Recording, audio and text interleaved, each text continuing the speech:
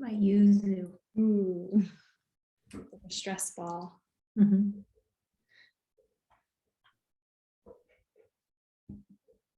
Hey folks, we're just given a few moments here at the top for Zoom to let everyone into tonight's webinar before we get started with the event.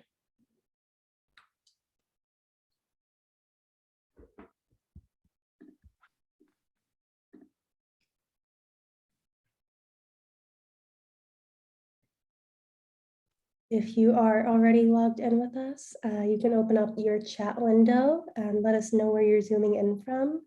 And you can find some information about how to purchase tonight's featured book.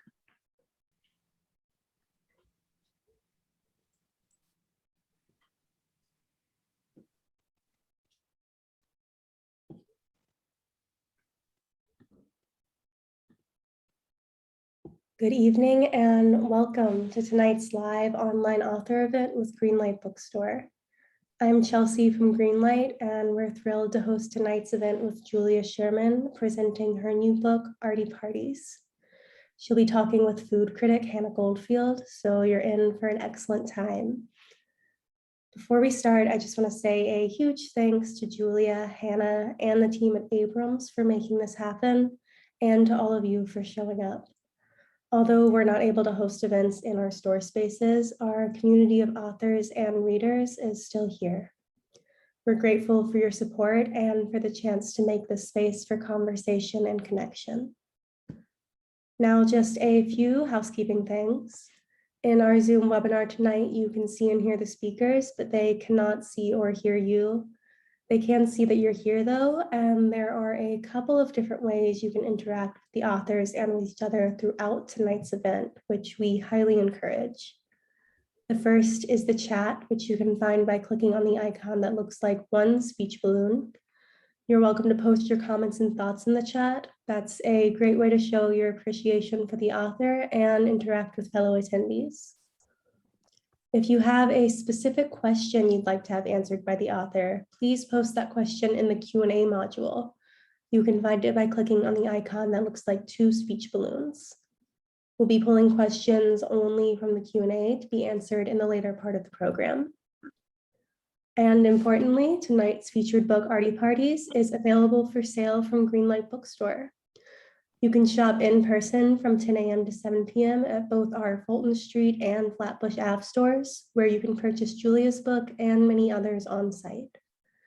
You can also order online at greenlightbookstore.com for a quick pickup at the store or for shipping anywhere in the US. I'll drop that buy link in the chat.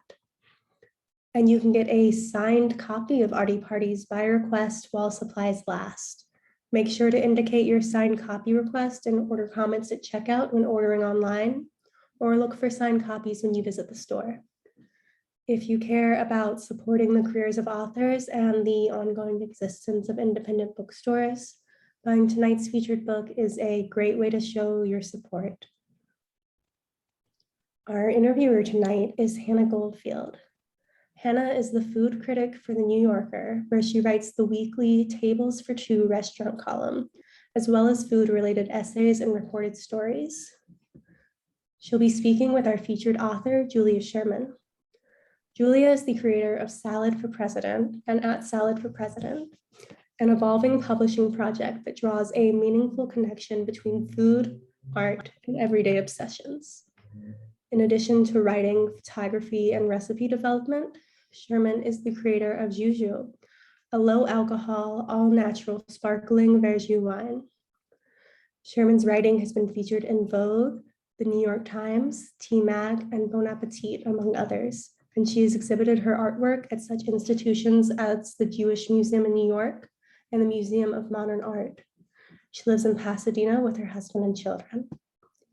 In her new book, Arty Parties, Sherman shows you how to be the architect of your own uniquely memorable bash, whether that means a special breakfast for two or a choose your own adventure meal that's flexible enough to feed a crowd.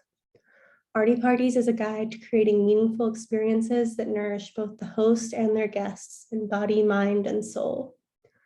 Hannah is going to start us off with a reading from her forward from the book, and then she'll be talking with Julia and with all of you. Hannah, please take it away. I will be happy to. I'm just going to hold it up. And yes, this is from my foreword. In my capacity as a food critic, I've been to hundreds of world-class restaurants. For as long as I've known Julia, I've joked that her house is my favorite of them all. I can recall the beautiful meals I've eaten there with eerie precision. Perfectly seasoned pistachio butter smeared on crusty sourdough toast, sprinkled with shredded root vegetables and fried capers, and served with rosy flesh seared duck breast. Crisp, lazy soka, also known as chickpea flour pancakes, topped with a salad of homegrown arugula, thinly sliced apple, and ribbons of celery. Tempura fried smelts as the crown jewels of Japanese-inspired rice bowls, offset by fermented peppers and dollops of yuzu kosho, whipped with Kewpie mayonnaise. But when I stopped to really think about it, I realized that the pleasure of eating at Julia's is not only about the wonderful food. She's an incredible, intuitive cook, and the enviable interior design and optimally eclectic mix of art, textiles, tiles, and tableware. Great restaurants have those things in spades. What Julia offers that they don't have is a marked disinterest in and even disdain for pomp and circumstance. Julia likes to get messy. Julia knows that's where the magic lies. Julia doesn't stand on ceremony. She hosted a recurrent pop-up called Fuck Brunch. Excuse my language. When she lived in Brooklyn, excuse Julia's language, rather. When she lived in Brooklyn, her front door opened directly into her kitchen, where the island was invariably covered in a jumble of unidentifiable exotic fruit, bottles, jars, and dishcloths, each a conversation piece in their own right. And then I'm skipping ahead a little bit to the meat of what I want to talk about as a jumping off point. My biggest revelation about Chez Julia, though, is that it's not so much a place as it is a state of mind. One day, after I'm embarrassed to say years of being friends, I tentatively invited her to have lunch at my place for the first time. Like many of Julia's nearest and dearest, I found the idea of hosting the ultimate host to be more than a little intimidating. I didn't have anything exciting to serve, or so I thought. When Julia arrived, she immediately got to scouring my refrigerator and kitchen shelves, plucking jars and tins from dusty, long-forgotten corners. She grabbed a ceramic serving tray that I had possibly never used before, and together we composed a beautiful salad, something like a niçoise featuring thick slices of tomato, olives, and hard-boiled eggs drizzled in olive oil vinegar, and a wedge of lemon I'd forgotten and I saved in the fridge, plus a healthy sprinkling of flaky sea salt. It was delightful and it was eye-opening. I've never looked at my kitchen or myself the same way. She might have done more than half of the meal prep, but I felt as empowered and capable as Martha Stewart, yet infinitely more laid back. And this point is key. Julia is wildly creative and ambitious, but she is never aiming for perfection. So I thought that that was a good place to start, because to me that kind of encapsulates what this book is about and what one should use this book for, which is to learn how to be Julia as a host. And I really feel like you've done that for me as a friend. Like you've changed, as I said in the introduction, you've changed the way I kind of look at my own space and at my own tools. And then I feel like you've really done that in the book, and that to me is kind of the essence of the book. So I want to ask you how I mean, as much as you can, how can you distill that kind of capability? Like how does your training as an artist and all the time you've spent around artists, how has that prepared you to look around a space and see the potential that someone who, you know, didn't think that they had that ability, you know, couldn't do until you taught them, I guess? Well, I think, you know, this is the funny thing I'm running into a little bit with this book now that I'm having to talk about it in a press related context, but you know, everybody wants like tips and tricks for setting your Thanksgiving table, or, you know, this kind of listicle way of thinking of like, check it off the list and like you too can, you know, be an expert hostess. But I guess I don't really see things that way. Like, I feel like that kills the joy. And I think one of the things that you and I talked about when we were thinking about the forward and just the book in general is that that part of the ethos is sort of the opposite of what we're used to being told in entertaining tomes, where, it's so simple, or make it look simple, make it look easy, all these things. And I feel like I don't make it look easy. As you described, when you walk into my house and I'm having a party, it's like there's stuff everywhere, and I'm still figuring out what I'm making, and things are like, everybody's crowded around in the kitchen, and I think it's sort of just about where you put the emphasis. So I rarely think about the finished product or some sort of big reveal, but it's more about a commitment to process. And I think as an artist, that I was always a really process oriented and process driven artist, which is ultimately why I stopped making studio art, because I just couldn't care enough about the object and its sort of life after I was done with it. It was a lot more for me about the people I met along the way, and the reading that I was doing, and the stories that I came up with, and the new materials I got to work with, and all of those process oriented elements were what kept me going. But when something was finished, I was no longer interested in it. So I think with entertaining and with cooking, it feels really natural to me, because as an artist, and this is something I see in other artists as well, is that you have an overflow or an excess of creative energy, and it doesn't stop just because you left the studio or the workday ended. You're like, how I am. It's like I kind of always have to have like hands in something, and so I think entertaining for me is just a platform for that. It's just like it's an excuse to get other people into my head space, and to drag them into projects, and to make them eat something or do something they didn't think they were going to do that day. So I think that when I thought about the stories, and when I tried to describe what this book was before it all came together, I feel like it wasn't necessarily clear, because it was entertaining not as a template, or these examples and the contributions that the artists were going to give me were not things that I would expect you to turn around and be able to emulate and do yourself, right. But more that they were supposed to free you from the burden of thinking that you had to do things the right way, or thinking that you had to do things, or that you had to have a certain type of dinner party, and the meal had to look like this, and whatever it was, that actually when you read all these stories and about these individuals, what you come away with is like how freeing it is to invite people into the messier side of one's process, as opposed to the finished product. Mm-hmm. Yeah. So, so it sounds like cooking and, just the preparation of food and parties is kind of your ultimate medium in that sense, because those things are so, what's the word when something disappears after ephemeral. Yeah, ephemeral. Thank you. I'm going on very little sleep because we both have infants. Yeah. So in that way, because it's naturally something that just disappears into thin air, or people's happy memories. So then I guess I know you can't offer tips and tricks, but I'm thinking now about my experience with you coming over, and I think that there are sort of tips and tricks that I've taken away from that, which is basically, and I know you write about this, it's basically just being like playful and imaginative, which I think is exactly in line with what you were saying. It's the opposite of what most people will tell you when they're trying to teach you how to entertain. It's like you come up with some set idea beforehand, and you stick to it, and you work hard to kind of manifest this image you have. And I think what you do is take it sort of inside out, and you look around and think, what do I have here, and what can I do with it? Which is not for me a natural, like I'm a very recipe oriented person, which is not a thing I like about myself, but I think it's hard to relinquish control. And I think that's kind of what you're urging people to do. Would you agree with that?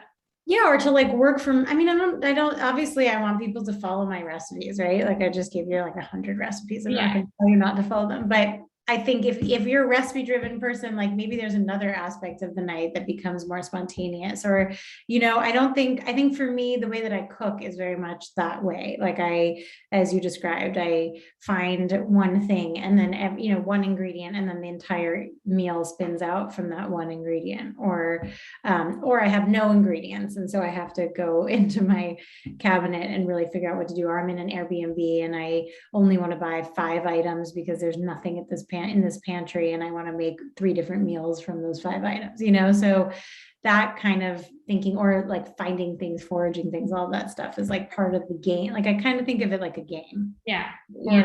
It's the idea that constraints breed creativity. It's kind of like the more constraints, the better in some ways. Yeah. And do you feel that way about just art in general?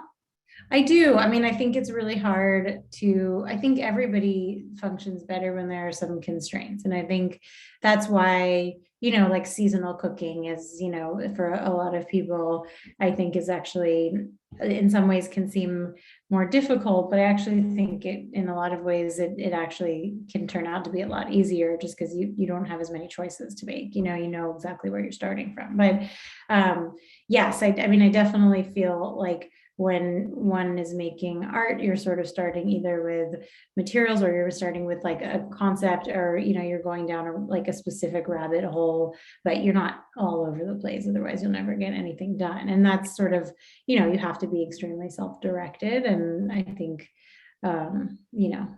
that the same could be said for like choosing to make an amazing meal or whatever. But yeah, I enjoy constraints for sure. I think some of my best meals are made when I have nothing.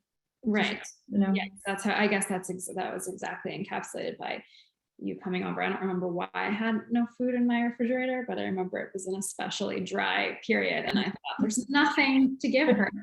And you made something out of nothing. And I think that's probably the process you're describing is probably true of just art making in general. Also, like I think most artists probably don't. Sorry. That was me. Just glad it was you. Most artists don't have super preconceived notions of what they're doing when they set out. They are following some like vague interest and seeing where it takes them in a sort of intuitive way. And I think a lot of people wouldn't apply that necessarily to entertaining or cooking, but it makes a lot of sense. And it turns out to be a lot more fun, I think. But I think we cut it, but I've been going back to that conversation we had about my Labor Day dye party that's in the book. Mm-hmm. And how that's a really good example. So there's a story in the book, or there's a little section that's different holiday party ideas. And one of them is a Labor Day dye party that we would have at our house, where you bring all your summer whites, and we have dye baths, and everybody dips them and hangs them up, and it's an excuse to hang out. But that year I had decided that I wanted to do all natural dyes, and long story short, it didn't work. And so everybody basically ruined all their clothes. And it was still a really fun party. And, and it was one of those things where I was like, well, I could have, I guess it wasn't until you brought it up later that I realized I could have figured it all out ahead of time and then invited everybody over. And instead it was like that morning, I was like, you know what, I'm going to make them all out of avocado pits and, whatever. And you guys were all part of that experiment with me, which I think is, I don't know if it would have been a better party had it all been completely figured out, but no, I don't think so. I mean, I that did make it into the forward. Actually, I did. I did mention that. I don't think it would have been better or worse. I think, but what's remarkable about it is that it was as much fun, I think, as if it had been some perfect, picture perfect. Although you did take nice photos, but yes, as I say in the forward, like the dye came out of whatever I dyed when I washed it. but at the party, first of all, it was very exciting, the prospect of doing tie-dye in a different way. And you were really excited about it.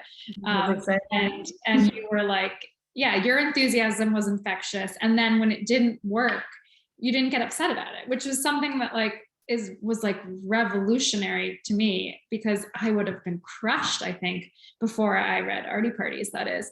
I thought you were going to say before I had 2 kids, because I feel like now when people ask me generally like, oh, were you upset? I'm like, oh my God, I didn't even know I had the option to be upset about anything. Right. Right.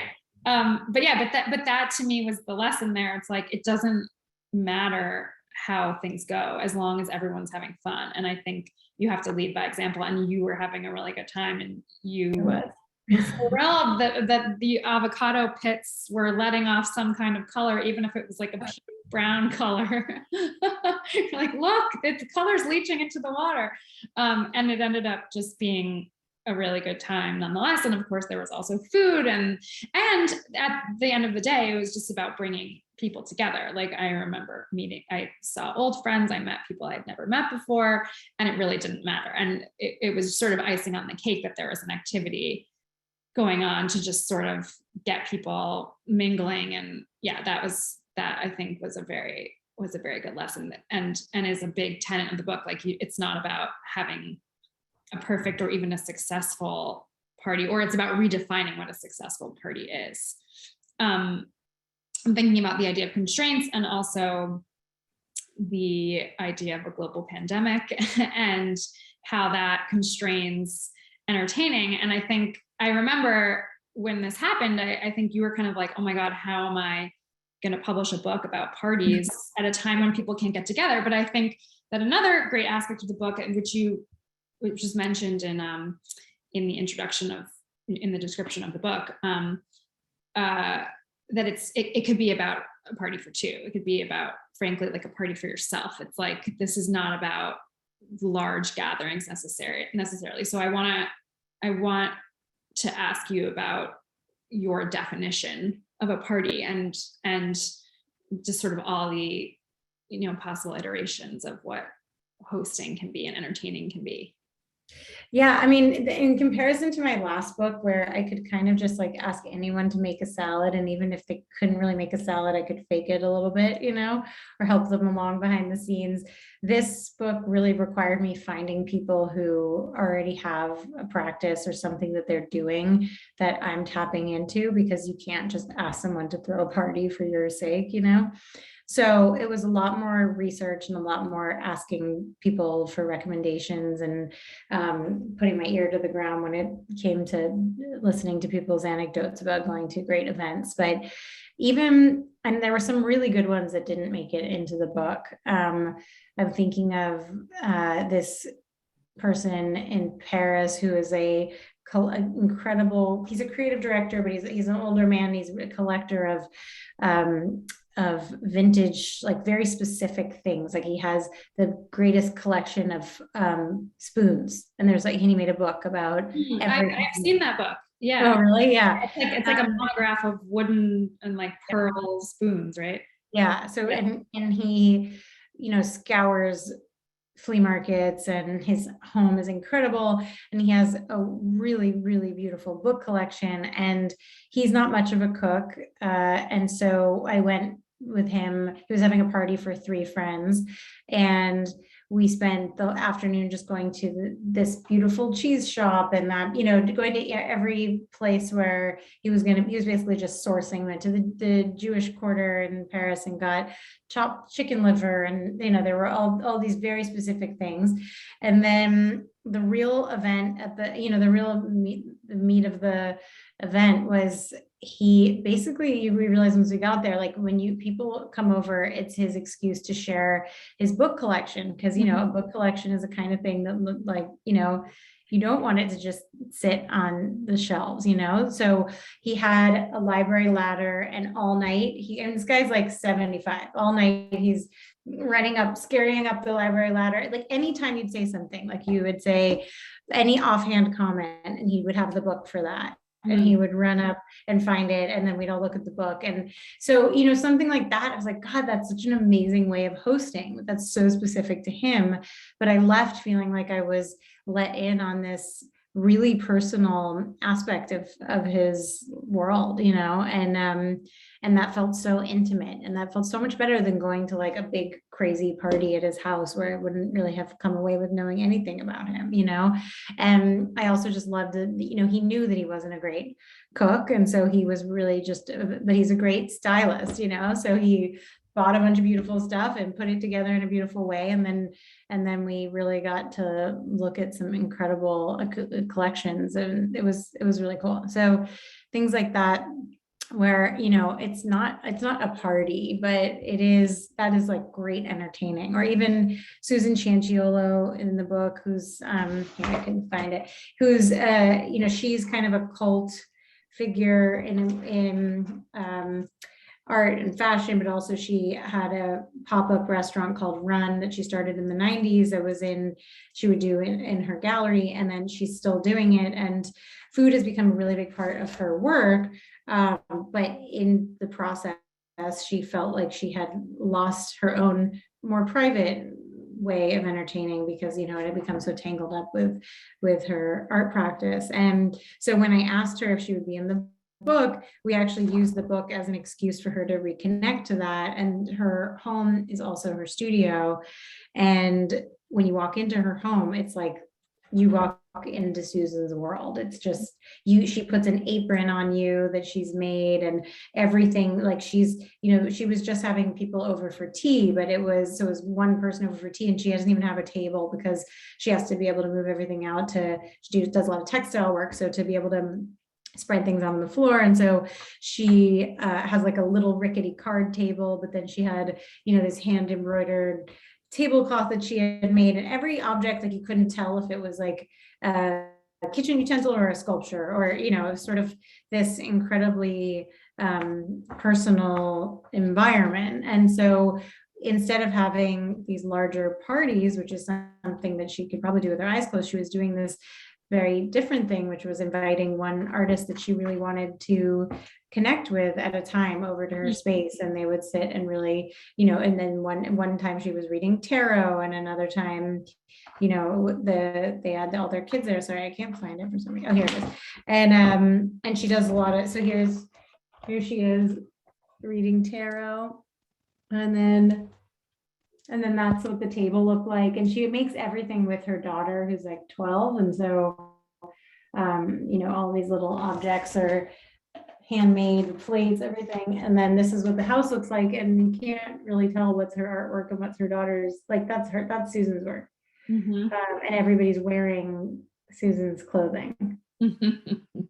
Anyway. Yeah. There's something really like thrilling to me, the idea of, there's a through line to both those stories about it being personal, but also it being small and intimate. And there's something really thrilling to me about the idea of like putting your effort into pleasing like a couple of people and yourself, as opposed to being really ambitious about having like a quote unquote, party, which people imagine as a big gathering. But I think that's one of my favorite things about this book too, the idea that you can make something really special for a very small group of people. And that is another thing that I wrote about in my introduction, when Julia and I had our first babies at around the same time. And for me, it was a very difficult time, like a month into having a difficult newborn. Julia invited me over for lunch, and we made wax molds of our baby's feet. And I did it for the new baby too recently. Oh yeah. Oh God. I guess I should just do it on my own now. Now I'm empowered. I need to just have done it when I was in town. Yeah. Next time. But that was, I think of that as, it was the first thing I thought of when you asked me to write the foreword for the book, is that was a party, even though it was literally just the two of us and two nonverbal, mostly sleeping, not yet humans. And we made a party out of it by just having like a simple but very nice lunch, and by doing a little activity. And it was, again, a thing that you had never done before. And it proved kind of difficult, but as I wrote, you didn't get frustrated. and I didn't get frustrated. This is the theme here. It's like things that would make me feel frustrated that you are relaxed about. I feel like also it's a good thing to aspire to. And then just going back to my question about just being in the pandemic and throwing parties or redefining parties. Do you consider, I can't remember I think you do mention, I think there's a section about this in the book. You've started this amazing thing called the LA Fruit Share. Is that in the book? So you consider that a party. This is a thing where Julia has kind of rallied people to give away excess fruit that grows in LA, right? Like, and well, why don't you explain how it works? Because you've done that before and I have not. It's basically, it's a day where across the city, people pick their fruit and then they put it out in front of their house or they give it out. Or you can pick a neighbor's fruit and help them put it out. But for those of you who have been to Los Angeles, and there's fruit trees everywhere and people really don't pick it all. And there's a lot of food waste. And so I work with a nonprofit called Food Forward and a fruit tree specialist called Fruitstitute. And we make an interactive map that goes up the day of the event, and people pre-register what trees they have. And then on the day of the event, it's like Halloween, but for fruit. And so you just go, you can drive around or you can walk around and just like, see where there's avocados or where there's tangerines and drive around and just collect as much fruit as you want. And yeah, I mean, I think that is also a takeaway, is like a lot of people really don't feel comfortable having people in their house. Like they either, especially in New York, I think either they feel like their house is too small, it's not comfortable, they've got a weird roommate or whatever, and or no dining table. And so I kind of like the idea of like being, I've always been an organizer, like the person who gets people together and organizes whatever it is. It doesn't have to be a party, but whether it's like a group critique, that does art studio visits or things like this, I've always been the one to organize it. And so I think this is a great example of like, it's not a traditional party, but it's definitely hosting, and it's on, like this could happen on a much smaller scale. It doesn't have to be the entire city of Los Angeles, but like, this kind of thinking, I think is really, it adds a lot to your life. Like if you can, outside of what you have to get done, you can do a little bit extra, that it creates a magical situation for someone else, is like, that's a really enriching experience. Mm-hmm. Yeah. And it was something also, not to keep bringing it back to the pandemic, but it just strikes me as just so kind of adaptive to a moment in time. Like you figure out a way to bring people together in a way that was safe and sort of suited to the moment. It was a time. Yeah, it was supposed to be an event. It was supposed to be a centrally located event, but then the pandemic happened and we were gonna abandon it. But then we realized it was actually better this way anyway. So it's, instead of like one crazy event, this is sort of like, something that anybody could stumble upon and participate in, or it's also something that really encouraged you to get to know your neighbors, which is a hard thing to do in LA.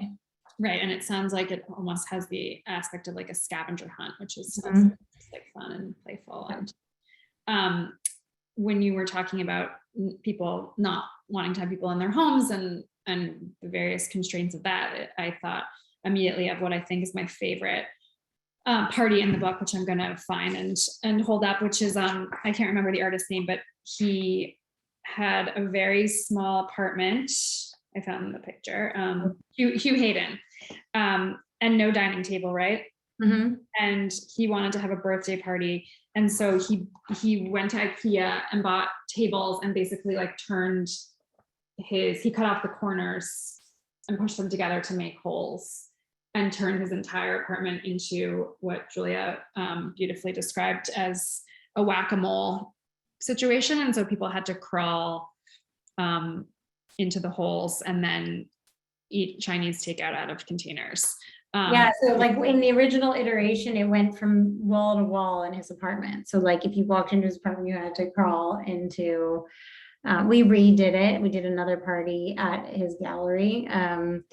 But in order to be able to shoot it. But yeah, I thought that was really so, I mean, it was so fun. And it was also like I said, it's, and it was amazing because the food was total afterthought. Like he ordered like shitty Chinese, and he didn't even have plates. So people like ate it right off the table.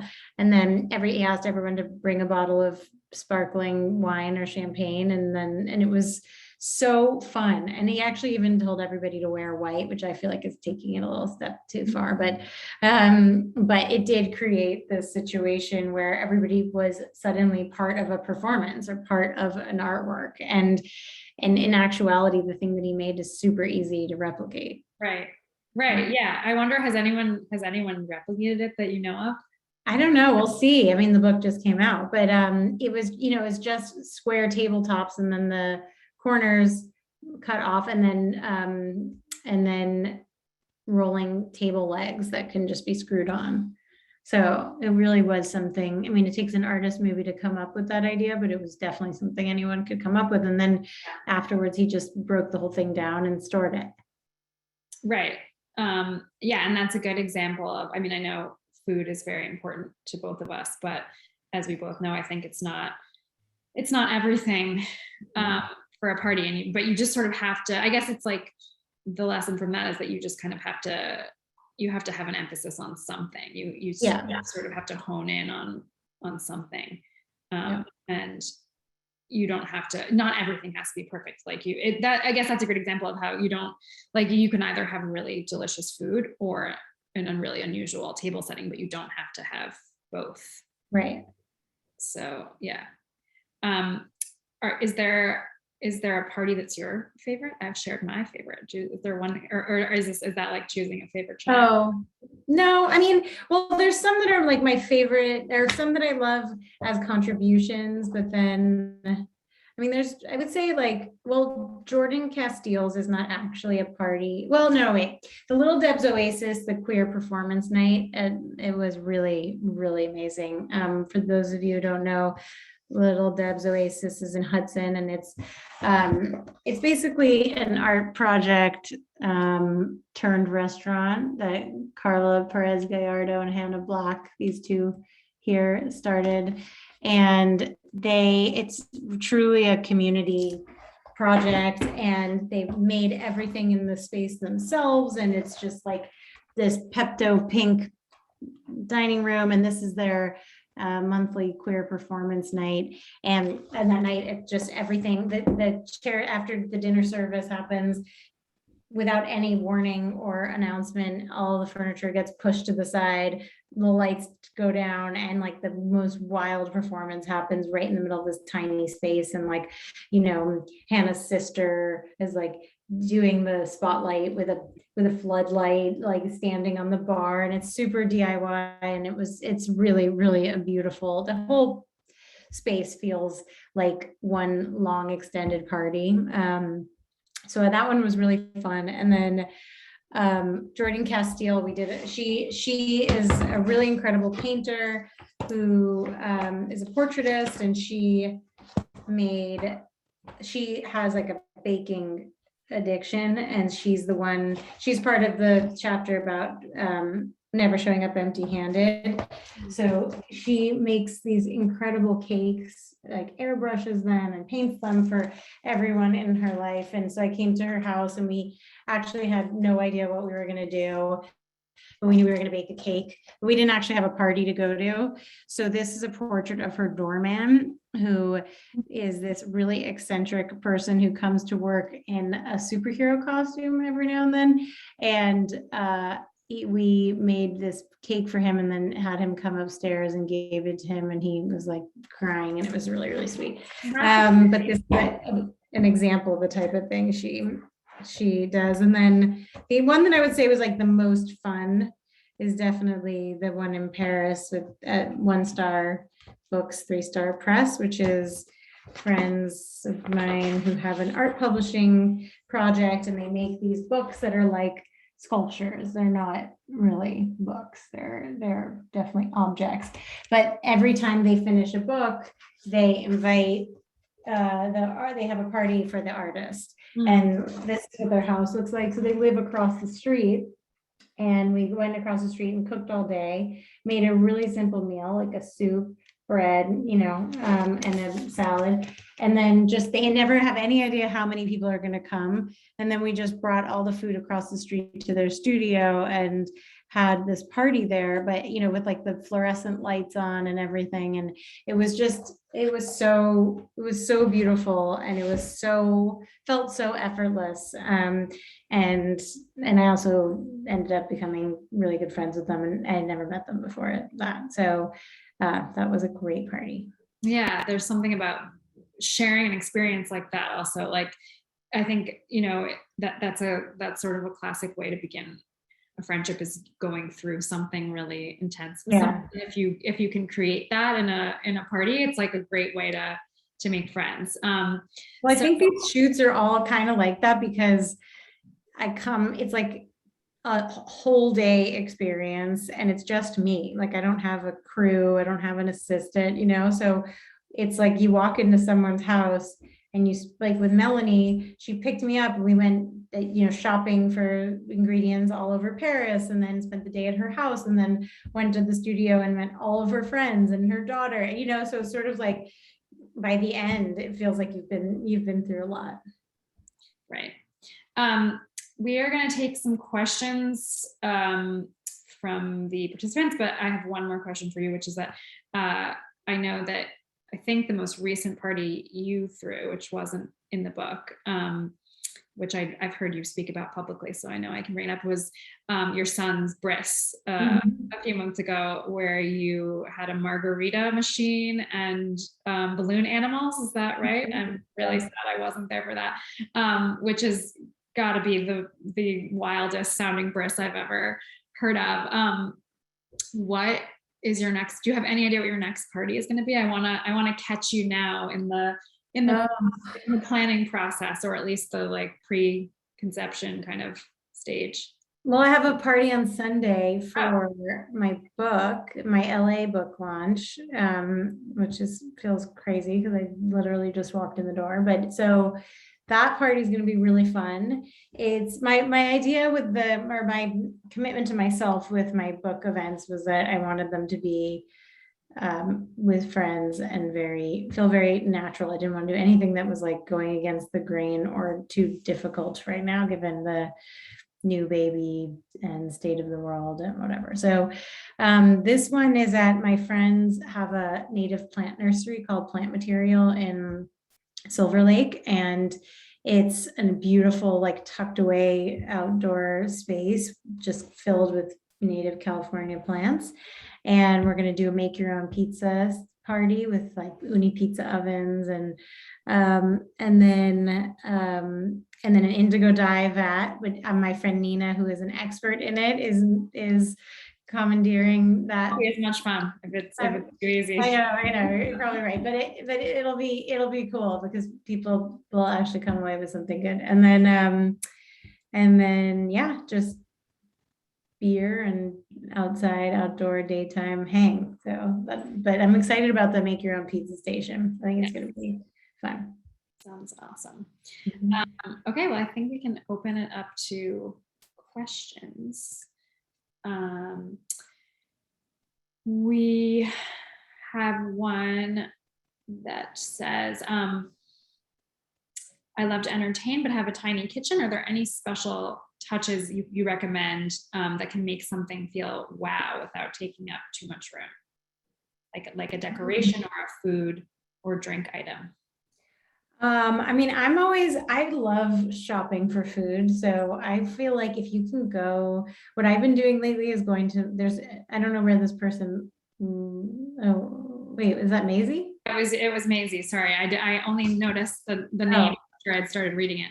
Hi, Maisie. I've been like going to the Persian market and buying beautiful things there, or you can do the same at like the Vietnamese market or so in the Persian market recently I was getting like long strands of fresh dates or champagne grapes and beautiful, like they always have incredible things that you would never get at a regular market, and then making like a kind of a overflowing centerpiece that people can actually eat, which is really nice.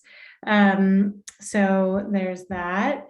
And then I like to think of the food as my decoration. Like I really like to think about, if I'm serving something and I don't have a lot of other stuff going on, like how can I make it look really beautiful, like this, I'm having some people over this week and I was going to do a pan con tomate station, but basically an excuse to have a big pile of beautiful tomatoes and then baguettes and garlic, and and people can kind of do it themselves, but setting that up so that it looks really beautiful, and so I think in a way like the food can be the decor at the same time. I don't know if that answers that question exactly, but I think so. And then there's another question from Rob Stern, who happens to be my brother-in-law. Hi, Rob, who asks for suggestions for how to throw an Arty party on a budget. And I think you probably have more to say about that, but what you just said is actually one answer to that, which is make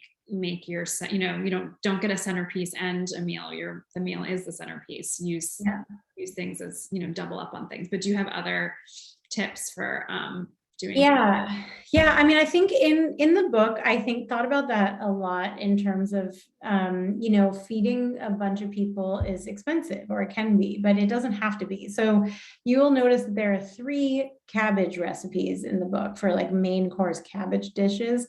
And there's a lot of things like that I'm kind of like a miserly cook. Like I use every scrap of everything. And I really love to take an inexpensive, humble ingredient and make that the centerpiece. So like a cabbage is like $3.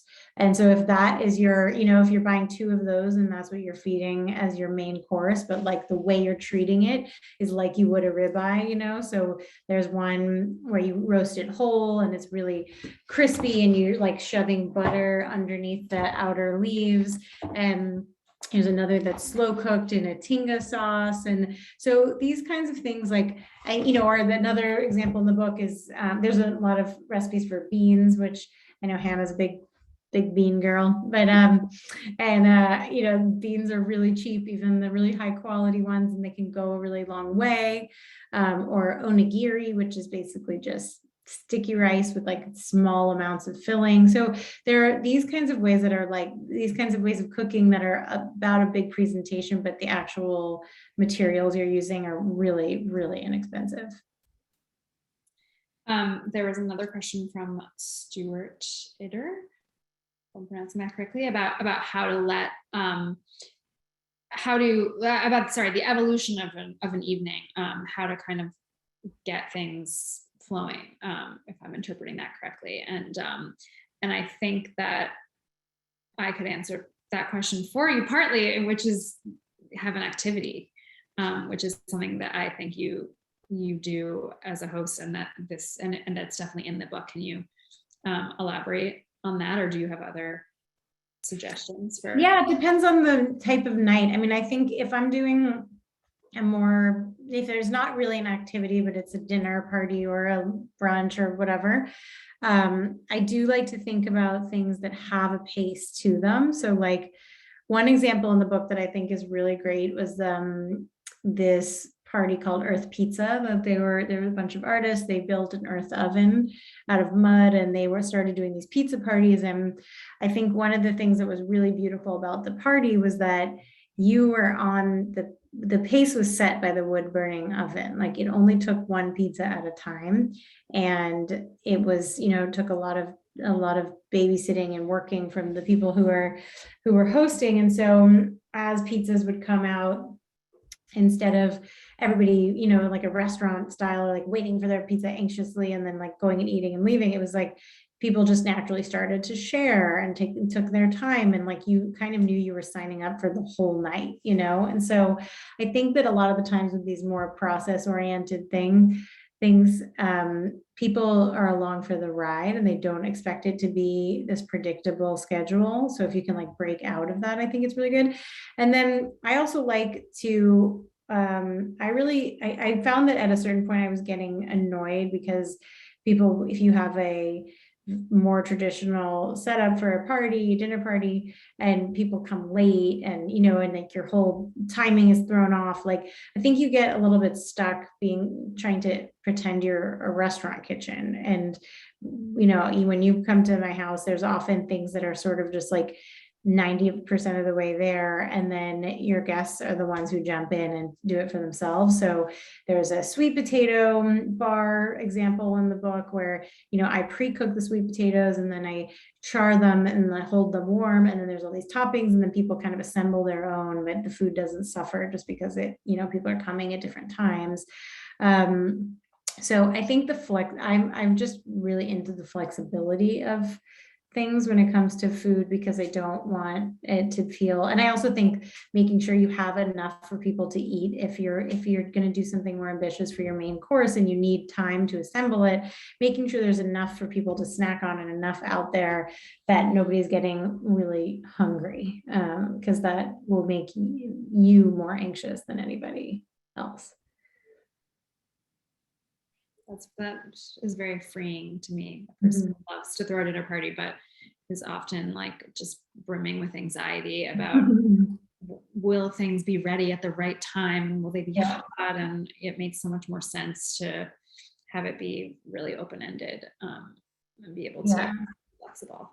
Yeah, there's things like there's a lamb taco in the book that, like, you know, you can make that whole thing ahead of time, and then it's just heating it up, you know, or like holding it warm. Things like that are just really great to take the pressure off yourself. Definitely. Well, I think that is all the questions, unless anyone has a last minute one they want to throw in. Any takers? Questions for Hannah? Sure. No. All right. Okay. Well, this has been lovely. Thanks, Hannah. Thank you. And thanks to Greenlight. Thank you so much, Julia and Hannah, for such a wonderful conversation. And thank all of you for joining us tonight. A reminder that you can buy Arty Parties from Greenlight Bookstore. We're open 10 a.m. to 7 p.m. If you're here in Brooklyn, you can come by our Fulton Street or Flatbush app store and maybe discover a signed copy. Or you can shop online at greenlightbookstore.com for quick in-store pickup or for shipping anywhere in the US. And if you'd like a signed copy, just make sure to request and order comments at checkout. And I am copying that link in the chat one more time.